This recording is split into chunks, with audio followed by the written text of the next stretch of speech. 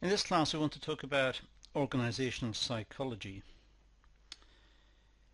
Organisational psychology is the scientific study of human behaviour within the workplace. It's organisational, so it's within the workplace.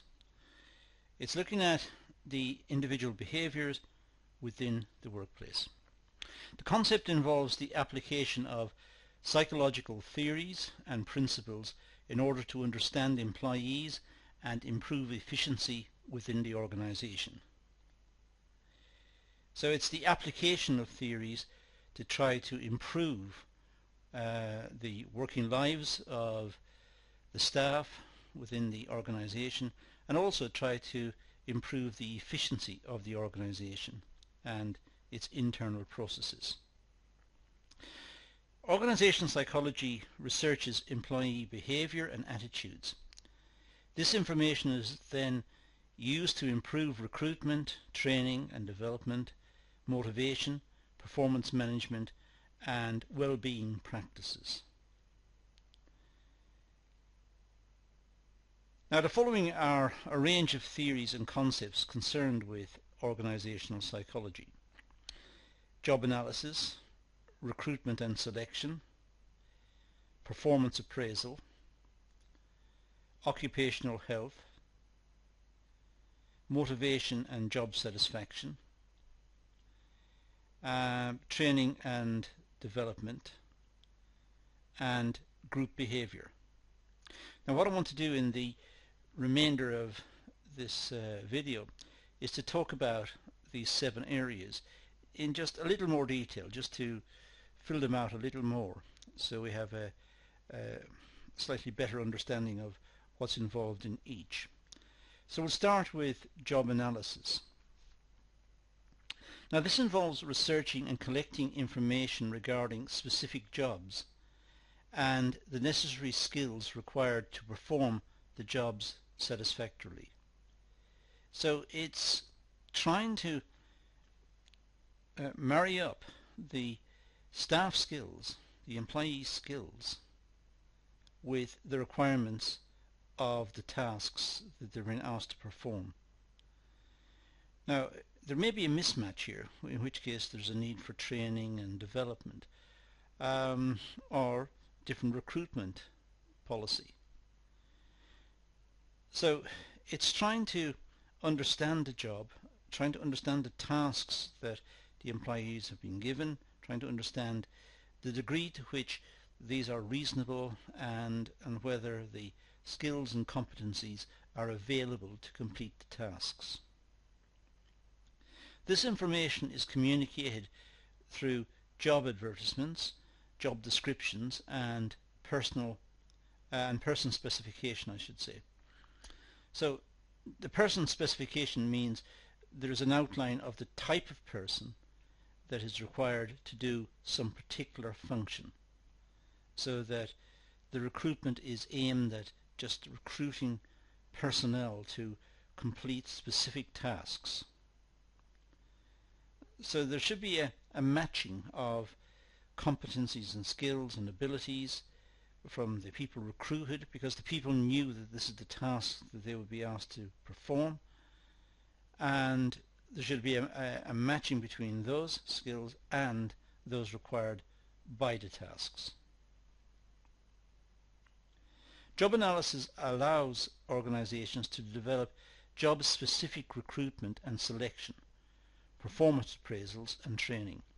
So job analysis means that there are very specific guidelines as to what sort of task the job requires, and the task is then itemized in terms of skills and abilities and competencies, so that recruitment is aimed just at personnel with those skills, abilities and competencies to come in and perform that task. In other words, it's a very specific recruitment and selection procedure. They're not recruiting in general, they're recruiting specialists, people with those particular tasks or experiences to apply to take on those tasks. Now also, organisational psychology is applied in the case of recruitment and selection. Recruitment and selection processes use technology and psychometric tests to determine the right candidate for specific jobs. Now, none of this is a precise science, but good indicators can be achieved in terms of the likelihood of a match between a job applicant and the tasks required if the psychometric testing is done properly, and if it's sufficiently detailed and analysed correctly. So there is an insight into the person applying, and that can be matched up with the requirements of the task that they will be asked to take on. Assessment centres and online psychometric tests offer a scientific approach to effective employee recruitment.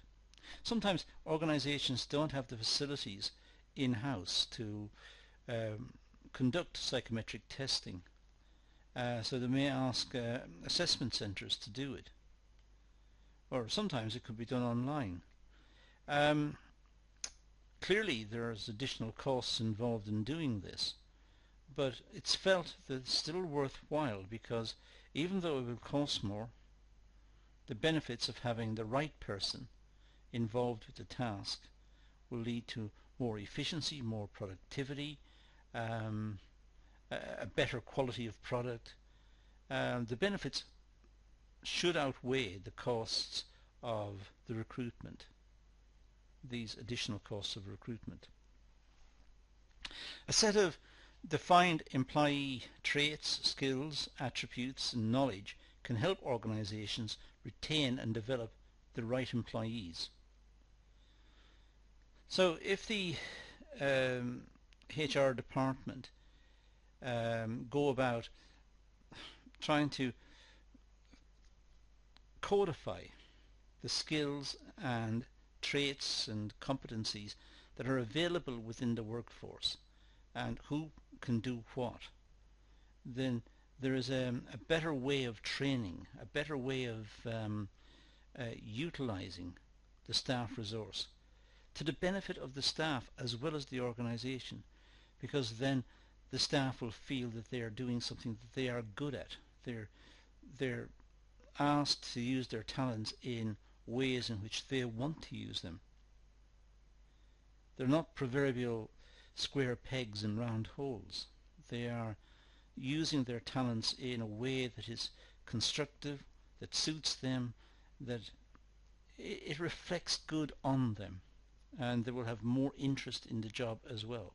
So the organisation benefits more productivity, better quality of output, more diligence, more application to the task, and the employees benefit because they are now doing something which suits them. It's what they want to do, it's what they can do, and they can be proud of their work. Performance appraisals and management. Well, this is a process for assessing employee work behaviour and level of productivity against defined set of parameters. So this is a way of management agreeing with the workforce objectives, what they need to achieve over the coming, let's say, 6 months or a year, depending on how often the performance appraisals take place. But the management agree with them as to what training they require, what skills they're going to try to acquire as well in that period, what issues are holding them back at the moment, and what are they doing to remove those. So it's getting an insight into the issues confronting the employee, and then trying to work out what the organisation can do to help, but also asking the employee to set on about making changes him or herself that will address these issues. And then in the subsequent meeting they can be reviewed. Were they successful? Did they fail? Why did they fail? why were some successful and others not, so that again it may be captured as to what was done and what needs to be done and what resources are required to help that, to help the employee to gain the skills, to gain the competencies, to gain the ability to perform more fully within the tasks that were given. These parameters tend to be information gathered from previous employees. For example, on average, how many customers can an employee serve in 1 hour? Well, if it's performance appraisal, then the organization will have some idea of what others can do. And then they will realistically ask that person to conduct themselves in a way that should match up with the evidence they have collected from the past. For example, in a supermarket, a person on checkout could deal with so many customers in an hour, let's say. If another person on a different checkout was looking after a lot less, then there must be a reason for that. What causes it and what can be done about it?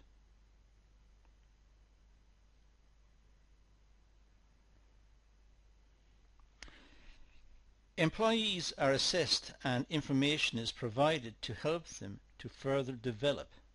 It could be, for example, mentoring or coaching.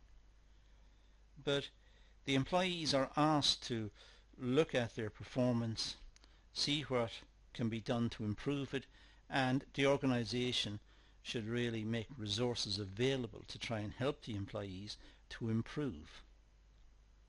And this may involve, as I said, mentoring or coaching from a more experienced member of staff who can help them and show them how to perform better under given sets of circumstances.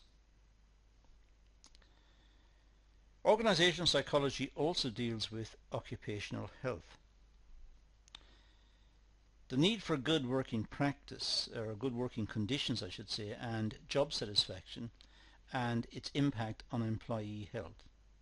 Now, employee health is very important because it's not just affects the well-being of the individual, it affects the organization. It may in fact affect the well-being of other employees.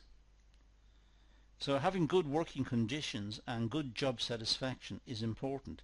Good for morale, good for productivity, good for engagement.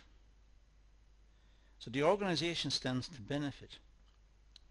But it's an ethical thing to do. It's the right thing to do, to try and look after the health of the employees who are there to earn a living, not to put their lives at risk or to damage their health.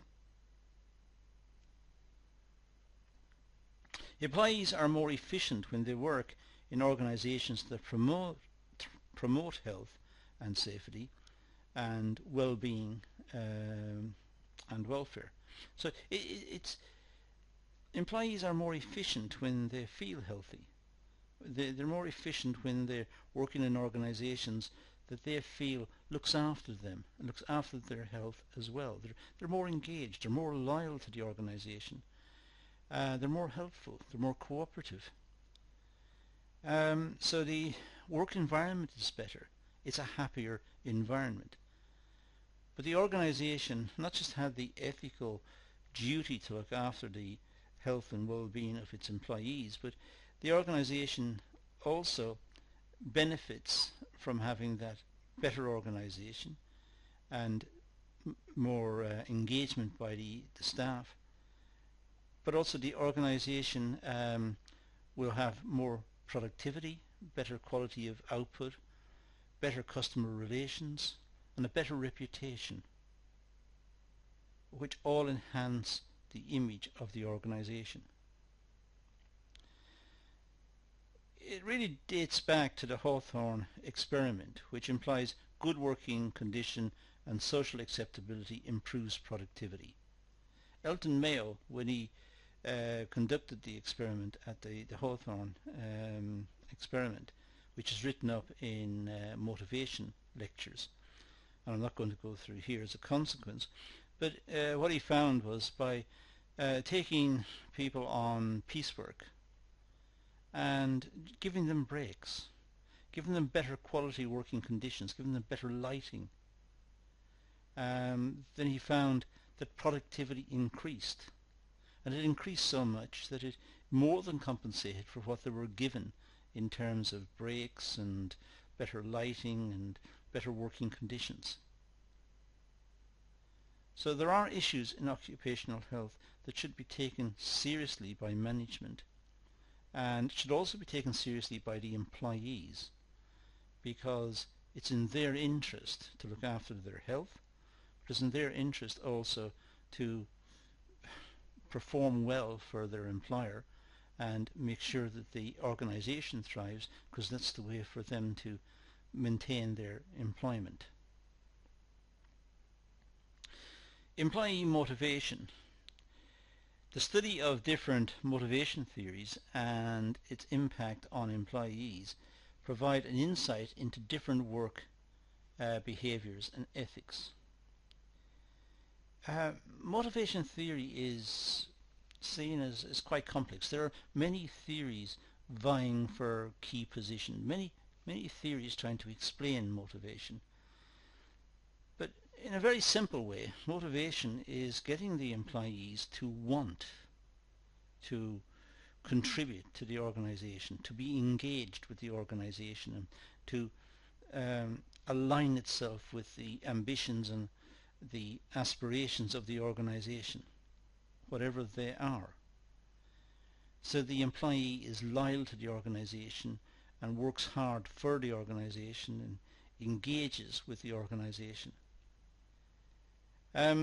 So the theories tend to suggest the reasons behind this. It can range from a desire for promotion, or a desire to have better income or more job security, or it could be satisfaction in doing a good job, feeling proud of him or herself at having completed the task well.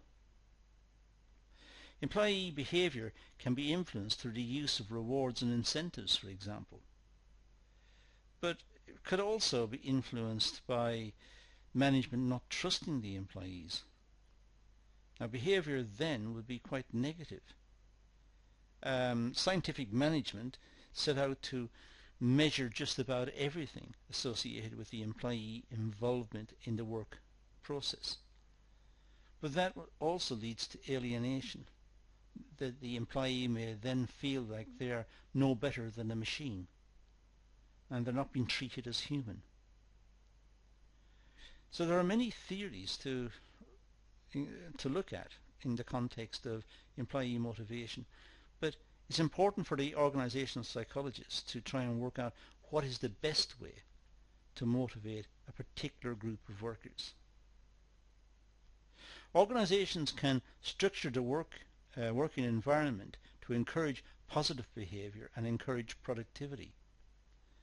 That partly harks back to the Mayo experiment at the Hawthorne. But giving the employees a better environment and a safer environment with good remuneration, it should lead to more motivation, a keenness on their part to try and ensure the survival of the organisation and contribute towards the goals and objectives of the organisation. But as I said also, there are many theories of motivation, and these are dealt with elsewhere on the course. And there are many videos to go with organisational theories. Training and development. Well, training must be provided to employees to further develop and update their skills and knowledge. Well, organisational psychology could be involved here to try and find out what sort of training, what's the best way the training programs can be organised and delivered, and what are the outcomes that can be expected, realistically expected, from the training programs. Employees can be more productive if they receive the right training for their specific job. So the onus is on the HR department to ensure that the employees are trained and given adequate training to perform the tasks. It's unfair to expect the employees to perform well if they haven't been trained in the task, if they really don't know what they're doing. Through job analysis, performance management and appraisals, management can identify the right training required for specific jobs. So if the management understand the job, what's required, and if they are using performance management properly, in other words, they are asking the employees to reflect and think about how they're working and asking them to come up with suggestions for improvement, and at the same time they're providing support and help and training, then the chances are that the outcome will be better than if the management simply allowed it to continue, allowed the situation to continue without training, without support. The motivation would be lacking, and there would be less involvement or engagement with the organisation, which could lead to reduced standards of workmanship, poorer quality, and a bad reputation for the organisation. Finally, group behaviour. Observations of group development and integration is an important area within organisational psychology. Trying to observe group development and integration. Sometimes employees have to work in groups because of the nature of the tasks, but the groups may not they may not see eye to eye. Members of the groups may have differences. There may be issues between them, and sometimes when they're working, some will try to be leaders of the group and others will object. Others